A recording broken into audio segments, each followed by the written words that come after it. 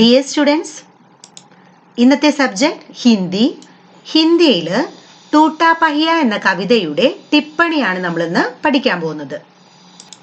टूटा पहिया कविता पर टिप्पणी लिखे. धर्मवीर भारती आधुनिक हिंदी साहित्य के प्रमुख लेखक, कवि, नाटककार और सामाजिक विचारक आदि रूप में विख्यात है. टूटा पहिया എന്ന കവിത എഴുതിയത് ആരാണ്? ധർമ്മവീർ ഭാരതി. അദ്ദേഹം ആധുനിക ഹിന്ദി സാഹിത്യത്തിലെ പ്രമുഖനായ ലേഖകൻ, കവി, നാടകകൃത്ത്, സാമൂഹിക ചിന്തകൻ എന്നീ നിലകളിലെല്ലാം പ്രസിദ്ധനാണ്. यह कविता धर्मवीर भारती के कविता संग्रह 7 गीत वर्ष से चुनी गई है.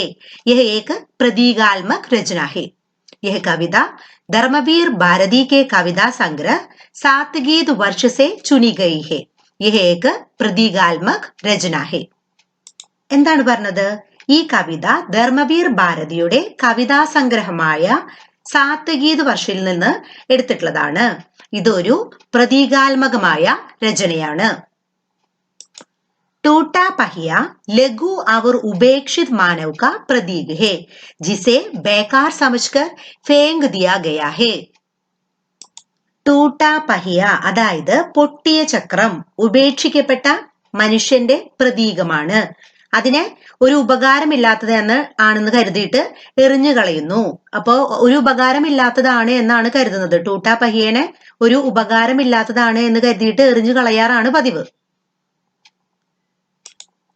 अभिमन्यु ने चक्रव्यूह में अकेले ही प्रवेश किया. कौरव सेना के महारथियों ने उसे घेर कर निशस्त्र बना दिया.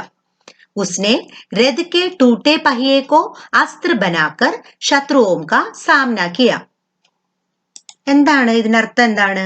അഭിമന്യു ചക്രവ്യൂഹത്തില് ഒറ്റയ്ക്ക് പ്രവേശിക്കുന്നു. അപ്പൊ കൗരവപക്ഷത്തെ മഹാന്മാര് അദ്ദേഹത്തെ വളഞ്ഞ് നിരായുധനാക്കി. അഭിമന്യു രഥത്തിന്റെ പൊട്ടിയ ചക്രം അസ്ത്രമാക്കി മാറ്റി ശത്രുക്കളോട് പോരാടി. മനസ്സിലായോ? അപ്പോ അഭിമന്യു ഒറ്റയ്ക്കാണ് ചക്രവ്യൂഹത്തിൽ പ്രവേശിക്കുന്നത്. കൗരവ പക്ഷത്ത് കുറെ മഹാന്മാരുണ്ട്. അവര് എന്താ ചെയ്ത്?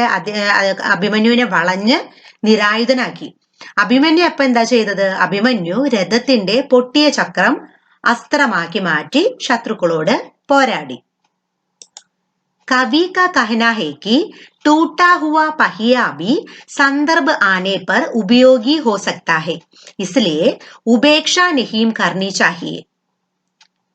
കവി എന്താണ് പറയുന്നത്? പൊട്ടിയ ചക്രമാണെങ്കിലും സന്ദർഭം വരുമ്പോ ഉപയോഗപ്പെടുത്താൻ സാധിക്കും. അതുകൊണ്ട് അതിനെ ഉപേക്ഷിക്കാൻ പാടില്ല. കവി പറയുന്നു പൊട്ടിയ ചക്രമാണെങ്കിലും സന്ദർഭം വരുമ്പോ ഉപയോഗപ്പെടുത്താൻ സാധിക്കും. അതുകൊണ്ട് അതിനെ ഉപേക്ഷിക്കാനായിട്ട് പാടില്ല. अर्जुन के वीर पुत्र अभिमन्यु ने अधर्म के पक्ष में लड़ने वाले योद्धाओं को चुनौती देता हुआ चक्रव्यूह में प्रवेश किया. അർജുനന്റെ വീരപുത്രനായ അഭിമന്യു അധർമ്മപക്ഷത്തിൽ പോരാടുന്ന യോദ്ധാക്കളോട് വെല്ലുവിളിച്ചുകൊണ്ട് ചക്രവ്യൂഹത്തില് പ്രവേശിച്ചു. മനസ്സിലായോ? അഭിമന്യു എന്താ ചെയ്തത്? അധർമ്മപക്ഷത്തുള്ള ആൾക്കാരോട്, യോദ്ധാക്കളോട് വെല്ലുവിളിച്ചുകൊണ്ട് ചക്രവ്യൂഹത്തില് പ്രവേശിച്ചു. അർജുനന്റെ വീരപുത്രനാണ് അഭിമന്യു. बड़े बड़े महारथियों ने अपने पक्ष को असत्य जानते हुए भी निहत्थे असहाय बालक अभिमन्यु की आवाज को कुचल देना चाहा. വലിയ വലിയ മഹാന്മാര് തങ്ങളുടെ ഭാഗത്ത് അസത്യമാണ് എന്നറിഞ്ഞിട്ട് പോലും, അസത്യമാണ് തങ്ങളുടെ ഭാഗത്ത് നിന്ന് മനസ്സിലാക്കിയിട്ട് പോലും നിസ്സഹായനായ നിരായുധനായ ബാലകനായ അഭിമന്യുവിനെ ചവിട്ടിമതിക്കാനാണ് ആഗ്രഹിച്ചത്. ബഡേ ബഡേ മഹാരഥിയോം നെ അപ്പനെ പക്ഷ കോ അസത്യ ജാൻതേ ഹുയേ ബി, ഞങ്ങളുടെ ഭാഗത്ത് അസത്യമാണ് എന്ന് അറിഞ്ഞിട്ട് കൂടി വലിയ വലിയ മഹാന്മാര് നിഹത്തേ അതായത് നിസ്സഹായനായ, അസഹായ് ബാലക് അതായത് നിരായുധനായ, നിഹത്തേ എന്ന് പറഞ്ഞാൽ നിരായുധനായ, അസഹായനായ, നിസ്സഹായനായ ബാലക് അഭിമന്യു കി ആവാസ് കോ കുചൽ ദേനാ ചാഹ. അപ്പോ ബാലകനായ അഭിമന്യുവിനെ ചവിട്ടി മതിക്കാനാണ് ആഗ്രഹിച്ചത്. നിഹത്തേ എന്ന് പറഞ്ഞ എന്താർത്ഥം? നിരായുധനായ, ആയുധമില്ലാത്ത. അസഹായ് എന്ന് പറഞ്ഞാലോ നിസ്സഹായനായ ബാലക് അഭിമന്യു. ഓക്കെ. इस अवसर पर अभिमन्यु ने टूटे पहिए का सहारा लिया. इस प्रकार की अधार्मिक घटना आज भी संभव है. എന്നെന്താ പറഞ്ഞത്? ഈ സമയത്ത് ഈ അവസരത്തില് അഭിമന്യു പൊട്ടിയ ചക്രത്തെയാണ് ആശ്രയിക്കുന്നത്. അപ്പൊ ഇതുപോലെയുള്ള അധാർമികമായ സംഭവങ്ങള് ഇന്നും നടക്കുന്നുണ്ട്. बदलती हुई सामूहिक गति अधर्म की ओर हो जाए तो सत्य का पक्ष टूटे हुए पहिए का भी सहारा लेने के लिए विवश हो सकता है. അതായത് നമ്മുടെ മാറിക്കൊണ്ടിരിക്കുന്ന സാമൂഹിക സ്ഥിതി അധർമ്മത്തിന് നേരെയാണെങ്കിൽ കൂടി സത്യത്തിന്റെ കൂടെ നിൽക്കാൻ വേണ്ടിയിട്ട് എന്ത് വേണ്ടിവരുന്നു? പൊട്ടിയ ചക്രത്തിന്റെ സഹായം വേണ്ടിവരുന്നു. മനസ്സിലായോ? അപ്പോ നമ്മൾ ഇതിൽ എന്താണ്, ഈ കവിതയിൽ എന്താണ് പഠിക്കുന്നത്? സാധാരണ മനുഷ്യരെ നമ്മൾ നിസാരമായിട്ട് കാണരുത്. അവരെ നമ്മൾ അവഗണിക്കാനായിട്ട് പാടില്ല. നിസാരമായ മനുഷ്യരാവും ചിലപ്പോ നമുക്ക് സഹായത്തിനായിട്ട് ഉണ്ടാവുക. അപ്പൊ നിസാരം എന്ന് കാണുന്ന മനുഷ്യരാവും, നിസാരമായിട്ടുള്ള ഒന്നിനെയും നമ്മൾ അവഗണിക്കരുത്, ഉപേക്ഷിക്കരുത്. നിസാരമായിട്ടുള്ളതാവും ഭാവിയിൽ നമ്മളെ നമ്മുടെ സഹായത്തിനായിട്ട്, നിസാരമായിട്ടുള്ള മനുഷ്യരാവും ചിലപ്പോ ഭാവിയിൽ നമ്മുടെ സഹായത്തിന് ഉണ്ടാവുക. അപ്പൊ ആരും നിസാരമായിട്ട് ആരെയും കാണരുത്, അങ്ങനെ അവരെ അവഗണിക്കാൻ പാടില്ല എന്നതാണ് നമുക്ക് ഈ കവിതയിൽ നിന്ന് മനസ്സിലാവുന്നത്.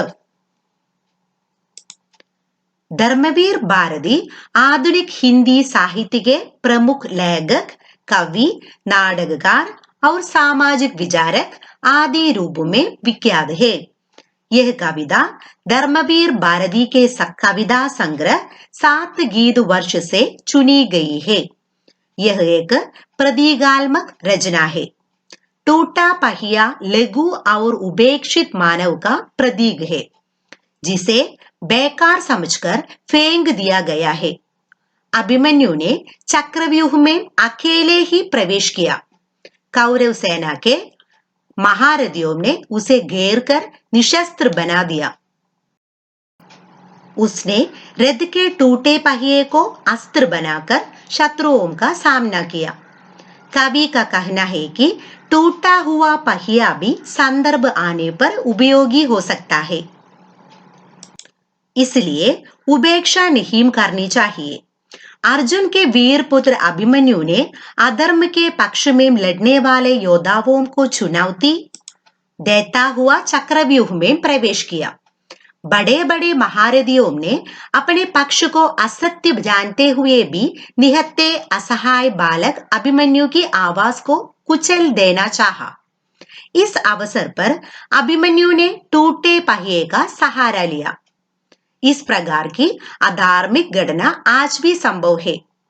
बदलती हुई सामूहिक गति अधर्म की ओर जाए तो सत्य का पक्ष टूटे हुए पहिए का भी सहारा लेने के लिए विवश हो सकता है. വളരെ ഇമ്പോർട്ടന്റ് ആയിട്ടുള്ള ടിപ്പണിയാണിത്.